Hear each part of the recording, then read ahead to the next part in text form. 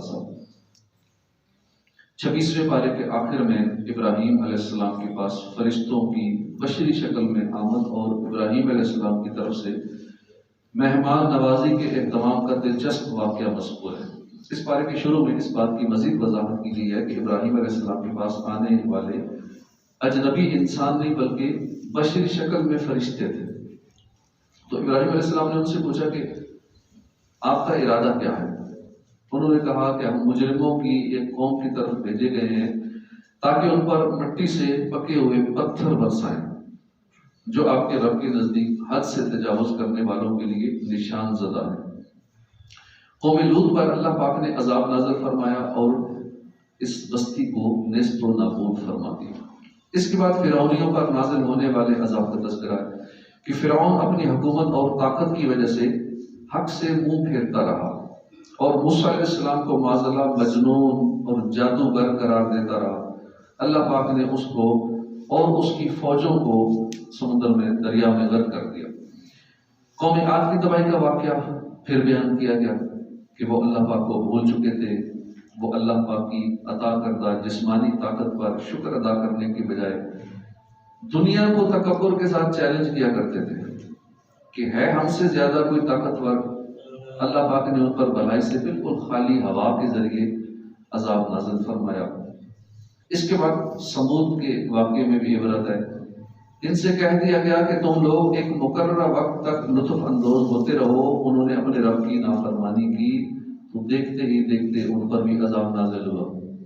پھر ارشاد فرمایا کہ ہم نے ہر چیز کی دو قسمیں بنائی، جیسے آسمان اور زمین، سورج اور چاند، رات اور دن، خشکی اور تری، گرمی اور سردی، جن اور انسان، روشنی اور تاریکی، ایمان اور کفر، سعادت اور بدبختی، حق اور باطل، نر اور مادہ وغیرہ۔ اور یہ قسمیں اس لیے بنائی تاکہ تم ان میں غور کر کے یہ بات سمجھ سکو کہ ان تمام قسموں کو پیدا کرنے والی ذات واحد ہے، نہ اس کی کوئی نظیر ہے، نہ اس کا شریک ہے، نہ اس کا کوئی مد مقابل ہے، نہ اس کا کوئی مثل ہے، لہذا صرف وہی عبادت کا مستحق۔ آخر میں وہ مشہور آیت ہے جو تخلیق انسانی کے مقصد کو بیان کرتی ہے، وَمَا خَلَقْتُ الْجِنَّ وَالْإِنسَ إِلَّا لِيَعْبُدُونِ، اور میں نے جن اور آدمی اسی لیے بنائے کہ میری عبادت کریں۔ تو ہمارا دنیا میں آنے کا مقصد، پیدائش کا مقصد عبادت تھا، لیکن ہم عبادت کو چھوڑ کے باقی سارے کام کر رہے ہیں۔ اصل مقصد جو تھا وہ کام نہیں کر رہے۔ اس کے بعد سورہ طور اسی بارے میں ہے۔ سورہ طور مکہ مکرمہ میں نازل ہوئی، اس میں 2 رکوع ہیں، 49 آیتیں ہیں۔ طور پہاڑ کا نام ہے، اور اس سورت کی ابتدا میں اللہ پاک نے اس پہاڑ کی قسم ارشاد فرمائی، اس مناسبت سے اس کا نام سورہ طور رکھا گیا۔ اس سورت کی ابتدا میں اللہ پاک نے 5 چیزوں کی قسم ذکر کر کے فرمایا کہ کفار کو جس عذاب کی وعید سنائی گئی ہے وہ قیامت کے دن ان پر ضرور واقع ہوگا۔ اس سورت میں اللہ کے اٹل عذاب کا ذکر ہے کہ جب اس کا فیصلہ ہو جاتا ہے تو اسے کوئی ٹالنے والا نہیں، آسمان تھر تھرانے لگتا ہے، پہاڑ بہت تیزی سے چلنے لگتے ہیں۔ اس کے بعد اس بات کا ذکر ہے کہ اہل تقویٰ جنت کی نعمتوں میں اللہ پاک کی عطاؤں سے خوش ہوں گے اور وہ نعمتیں ان کو دی جائیں گی، اور ان کا رب ان کو عذاب جہنم سے بچا لے گا۔ ان سے کہا جائے گا کہ اپنے اعمال کے بدلے جو جی چاہے کھاؤ پیو۔ وہ ایک دوسرے سے جڑے قطار میں بچھے تختوں پر ٹیک لگائے ہوں گے، اور اللہ پاک کشادہ اور بڑی بڑی آنکھوں والی حوروں کو ان کی زوجیت میں دے دے گا۔ پھر اگلی آیت میں یہ بھی واضح فرما دیا کہ اہل ایمان کی اولاد نے بھی اگر ایمان اور اعمال صالح میں اپنے آباء و اجداد کی پیروی کی ہوگی تو اللہ پاک نیک اعمال کی برکت سے، ایمان کی برکت سے جنت میں ان اولادوں کو اپنے آباء و اجداد سے ملا دے گا، اور ان کے اپنے نیک عمل میں بھی کوئی کمی واقع نہیں ہوگی۔ مزید فرمایا کہ ہم ان کی خواہش کے مطابق ان کو پھل اور گوشت عطا کریں گے۔ نیز اہل جنت کو اللہ پاک ایسی پاکیزہ شراب عطا فرمائے گا جس میں نہ سر درد ہوگا، نہ بےہودگی ہوگی، نہ بو ہوگی، اور ان کے سامنے چھپے ہوئے موتیوں جیسے خوبصورت اور نفیس خدام ہوں گے۔ اہل جنت ایک دوسرے سے سوالات بھی کریں گے اور کہیں گے کہ ہم لوگ اس اخروی زندگی سے پہلے اپنے گھر والوں اور بچوں کو آخرت کے عذاب سے ڈرایا کرتے تھے، تو ہم پر اللہ پاک نے ایسا احسان فرمایا کہ ہمیں عذاب سے بچا لیا۔ بے شک وہ بڑا احسان فرمانے والا ہے اور رحم کرنے والا ہے۔ یعنی دنیا کی باتیں ان کو یاد ہوں گی کہ دنیا میں ہم یہ کیا کرتے تھے۔ اس کے بعد سورہ نجم جو مکہ مکرمہ میں نازل ہوئی، اس میں 3 رکوع ہیں، 62 آیتیں ہیں۔ عربی میں ستارے کو نجم کہتے ہیں۔ یہ ایک مخصوص ستارہ ہے اور اللہ پاک نے اس سورت کی پہلی آیت میں اس نجم کی قسم ارشاد فرمائی ہے۔ اس میں انشاءاللہ کبھی پورا بیان کریں گے، بڑا دلچسپ موضوع ہے نجم والا، بڑی تحقیقات اس پہ ہو چکی ہیں، سائنسدان اب بھی لگے ہوئے ہیں اس ستارے کی، بڑے اس کے عجائب ہیں اس ستارے کے، بڑی اس کے بارے میں دلچسپ معلومات ہیں۔ تو اس سورت کی پہلی 18 آیات میں پیارے آقا صلی اللہ علیہ وسلم کے سفر معراج کا بیان ہے، جس میں فرمایا کہ نبی پاک صلی اللہ علیہ وسلم اللہ پاک کا قرب خاص آپ کو عطا ہوا اور اللہ پاک نے اپنے محبوب کی طرف جو چاہا وہی فرمائے۔ پھر کافروں کے باطل عقائد کا رد فرمایا گیا اور انسانی زندگی کے ضابطے کو بیان کیا کہ انسان کی محنت اور کوشش ہی اس کی زندگی پر اثر انداز ہوتی ہے اور ہر شے اپنے کیے کا ذمہ دار، ہر شخص اپنے کیے کا ذمہ دار ہے۔ آخر میں انتہائی اختصار کے ساتھ سابقہ امتوں کا تذکرہ ہے اور یہ بات بیان کی گئی کہ قوموں کے عروج و زوال کا سبب کیا ہے۔ قوم ترقی کرتی ہے یا زوال میں آ جاتی ہے، اس کا سبب کیا ہوتا ہے؟ قوموں کی تباہی میں وسائل سے محرومی یا معیشت کی تنگی نہیں بلکہ ایمان سے محرومی ہے، عملی بے راہ روی ہے، اخلاقی پستی جیسے بڑے عوامل ہوا کرتے ہیں۔ اس کے بعد سورہ قمر، اس میں 3 رکوع ہیں، 55 آیتیں ہیں۔ عربی میں چاند کو قمر کہتے ہیں۔ اس سورت کی پہلی آیت میں چاند کے پھٹ جانے کا بیان ہے کہ جب قیامت آئے گی تو یہ چاند پھٹ جائے گا، ستارے جھڑ جائیں گے، تو اس مناسبت سے اس کا نام سورہ قمر رکھا گیا۔ اس سورت کے شروع میں اللہ پاک نے فرمایا کہ قیامت قریب آ گئی ہے اور چاند 2 ٹکڑے ہو گیا ہے۔ شق القمر یعنی چاند کا 2 ٹکڑے ہونا یہ سرکار صلی اللہ علیہ وسلم کا مشہور معجزہ ہے۔ آپ صلی اللہ علیہ وسلم نے انگلی کے اشارے سے جبل ابی قبیس پہ، جو ابھی وہاں جاتے ہیں زیارت کرتے ہیں اس پہاڑ کی، اس پہاڑ پہ چڑھ کے انگلی کا اشارہ کیا، چاند 2 ٹکڑے ہو گیا تھا۔ تو یہ سرکار کا مشہور معجزہ ہے۔ لیکن جن کے مقدر میں ہدایت نہ تھی وہ چاند ٹکڑے ہوتا دیکھ کر بھی ایمان نہیں لائے۔ کتنی بڑی بدبختی ہے، آنکھوں سے دیکھ رہے کہ چاند 2 ٹکڑے ہو چکے حضور کی انگلی کے اشارے سے، لیکن پھر بھی جس نے نہیں ماننا ہوتا اس نے نہیں ماننا، اپنی آنکھوں سے حضور کے کئی معجزات دیکھے لیکن پھر بھی ایمان نہ لایا۔ اس لیے فرمایا گیا کہ اگر یہ کافر کوئی بھی نشانی دیکھ لیں تو رخ پھیر لیں گے اور کہہ دیں گے کہ یہ تو جادو ہے جو پہلے سے چلا آ رہا ہے۔ معاذ اللہ، مشرکین کا یہ کہنا تھا کہ جادو کا اثر آسمان پر نہیں ہوتا، لہذا اگر آپ صلی اللہ علیہ وسلم چاند کے 2 ٹکڑے کر دیں تو ہم آپ کے معجزے کو مان لیں گے، آپ کو نبی تسلیم کر لیں گے، مگر وہ اس معجزے کو دیکھ کر پھر بھی نہیں مانے۔ حالانکہ ان کی اپنی زبان کے مطابق کہ جادو کا اثر آسمان پہ نہیں چلتا، تو جب یہ بات دیکھ لی پھر بھی نہیں مانے، اب کوئی عذر بھی نہیں تھا لیکن پھر بھی نہیں مانے۔ تو کہنے لگے کہ محمد عربی صلی اللہ علیہ وسلم کا جو جادو ہے وہ تو چاند پہ بھی چل جاتا ہے۔ پہلے کہتے ہیں چاند پہ جادو نہیں چلتا، جب حضور نے 2 ٹکڑے کر دیے کہتے نہیں اوروں کا نہیں چلتا، جب حضور کا جادو آسمان پہ بھی چل گیا۔ معاذ اللہ، استغفر اللہ۔ اسی سورہ مبارکہ میں اللہ پاک نے 4 مرتبہ ارشاد فرمایا کہ ہم نے قرآن کو نصیحت حاصل کرنے کے لیے آسان کر دیا ہے کوئی نصیحت قبول کرنے والا؟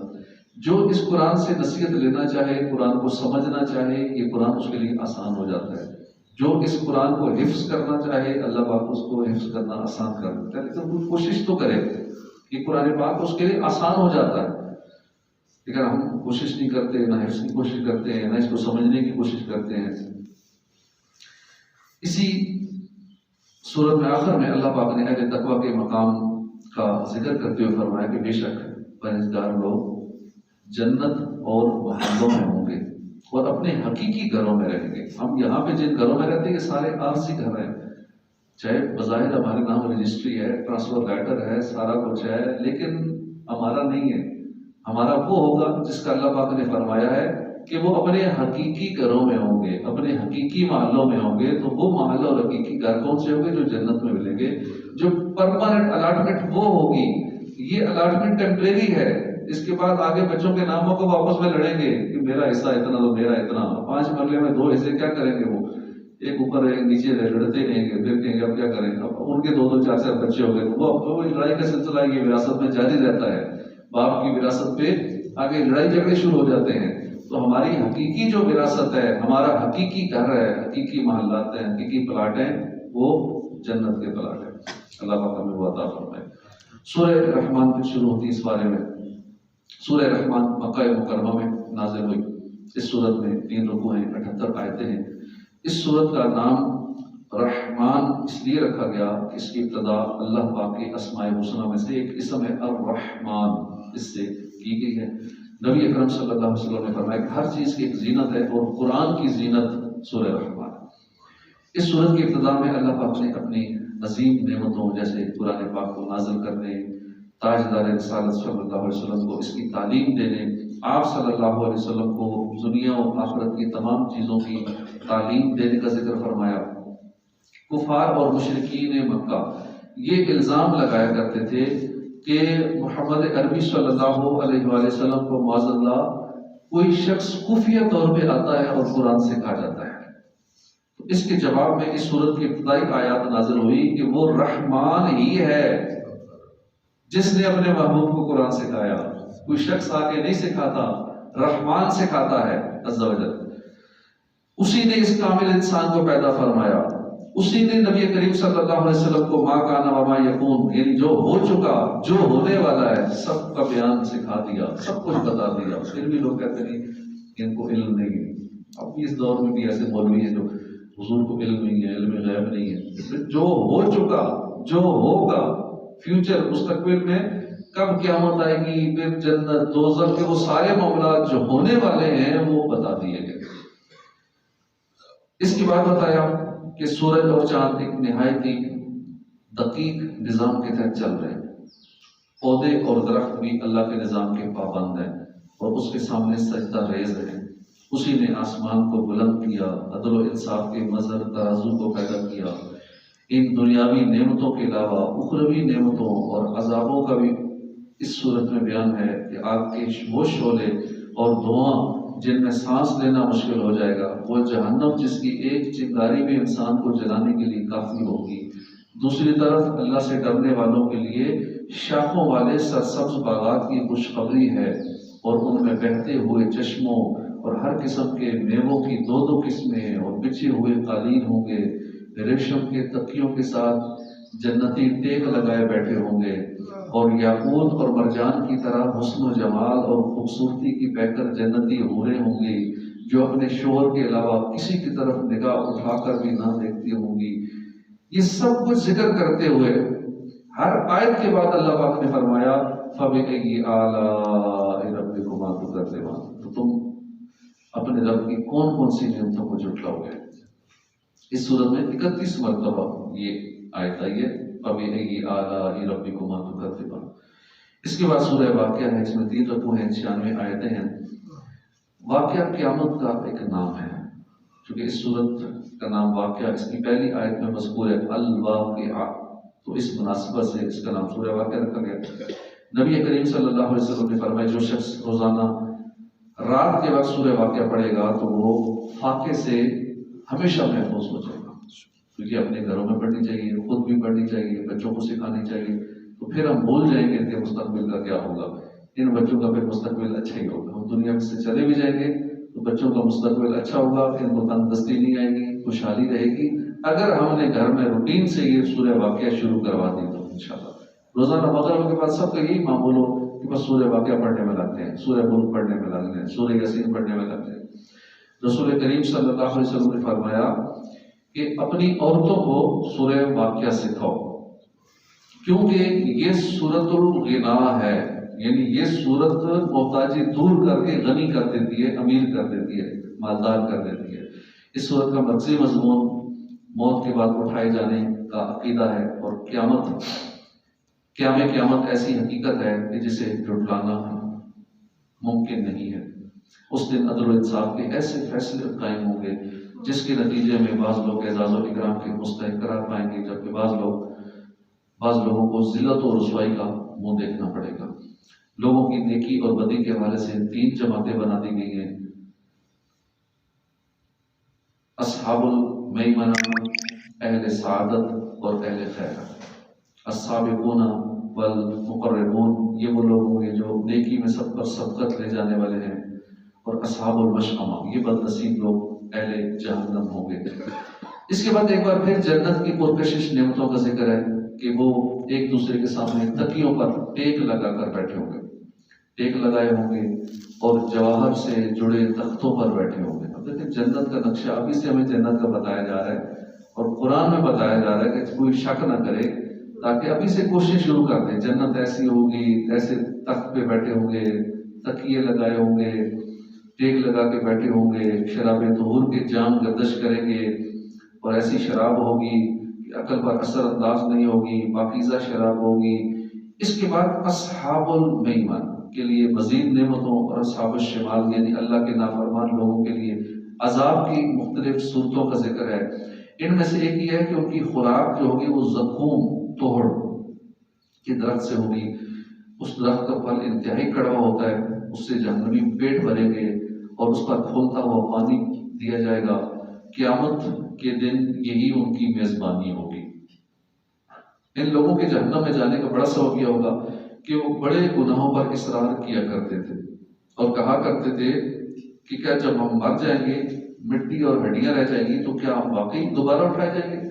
اور کیا ہمارے گزرے ہوئے باپ دادا بھی اٹھائے جائیں گے؟ اللہ پاک نے فرمایا، اے نبی صلی اللہ علیہ وسلم، آپ کہہ دیجئے اگلے اور پچھلے سب ایک مقررہ وقت پر ضرور جمع کیے جائیں گے۔ اس کے بعد سورہ حدید ہے، اس میں 4 رکوع ہیں، 29 آیتیں ہیں۔ عربی میں لوہے کو حدید کہتے ہیں۔ اس سورت کی آیت نمبر 25 میں اللہ پاک نے حدید یعنی لوہے کے فوائد بیان فرمائے، اس مناسبت سے اس کا نام سورہ حدید رکھا گیا۔ سورت کی ابتدا میں اللہ پاک نے ایک بار پھر اپنی آیات قدرت کا ذکر فرمانے کے بعد صحابہ کرام کے مابین درجات فضیلت کے مختلف مدارس کو بیان کیا۔ ایک طبقہ صحابہ کا وہ تھا جو اعلان نبوت کے فوراً ہی بعد ایمان لے آیا۔ پھر کچھ وقت گزرا تو مسلمانوں کی تعداد 40 تھی، پھر کچھ وقت گزرا تو ہجرت کا حکم ہو گیا۔ بعض لوگ ہجرت سے پہلے ایمان لائے، بعض ہجرت کے بعد ایمان لائے۔ کچھ وقت گزرا، غزوہ بدر کا موقع آ گیا، اہل بدر کے لیے اللہ نے خصوصی مغفرت کا اعلان فرمایا۔ پھر صلح حدیبیہ کا وقت آیا، اللہ پاک نے اس موقع پر موجود تمام صحابہ کو اپنی رضامندی کی خوشخبری عطا فرمائی۔ پھر فتح مکہ کا موقع آ گیا، جس کا اس سورت کے 10ویں آیت میں ذکر ہوا ہے۔ مگر اس باہمی فضیلت اور درجہ بندی سے کسی کو یہ حق نہیں پہنچتا کہ کسی صحابی کے مرتبے کو کم کرنے کی کوشش کرے یا ان کی شان میں کوئی نازیبا کلمہ کہے۔ اللہ پاک نے اس طرح کے تمام فتنوں کا دروازہ بند کرنے کے لیے یہ ارشاد فرمایا کہ اللہ پاک نے تمام صحابہ کے ساتھ بھلائی کا ارادہ فرمایا۔ آیت نمبر 12 میں فرمایا کہ میدان محشر میں مومنین اور مومنات کی امتیازی شان ہوگی، اور ان کا نور ان کے سامنے اور ان کے دائیں جانب نمایاں اور روشن ہوگا، اور انہیں جنت کی بشارت دی جائے گی۔ اس کے بعد فرمایا کہ منافق عورتیں اور مرد مومنوں سے کہیں گے کہ تم ہماری طرف دیکھو، ہم بھی تمہارے نور سے کچھ روشنی حاصل کر لیں۔ ان سے کہا جائے گا کہ تم اپنے پیچھے لوٹ جاؤ، پھر کوئی نور تلاش کرو۔ پھر ان کے درمیان ایک ایسی دیوار عائد کر دی جائے گی جس میں دروازہ ہوگا، ان کے اندرونی حصے میں رحمت ہوگی اور باہر کی جانب عذاب ہوگا۔ لوہا اپنے اندر بھرپور انسانی منافع لیے ہوئے ہے، اس سے طاقت اور قوت کا اظہار ہوتا ہے۔ یہ طاقت اور قوت اللہ کے دین کی حمایت اور اس کے نفع میں استعمال ہونی چاہیے۔ اس کے بعد انبیاء کرام کا تذکرہ ہے، اور ان کے متبعین اور ان کے پیروکاروں کی صفات، اور قیامت میں ان کے لیے اجر عظیم کے وعدے کا ذکر ہے۔ اور یہ سب اللہ کی فضل اور اس کی عطا کردہ توفیق سے ہی میسر آ سکتا ہے۔ یہاں تک ہمارے 27ویں پارے کا اختتام ہوتا ہے۔ اللہ کا قرآن پاک کو سمجھنے کی توفیق عطا فرمائے۔ آمین بجاہ نبی الامین صلی اللہ تعالی علیہ وآلہ وسلم۔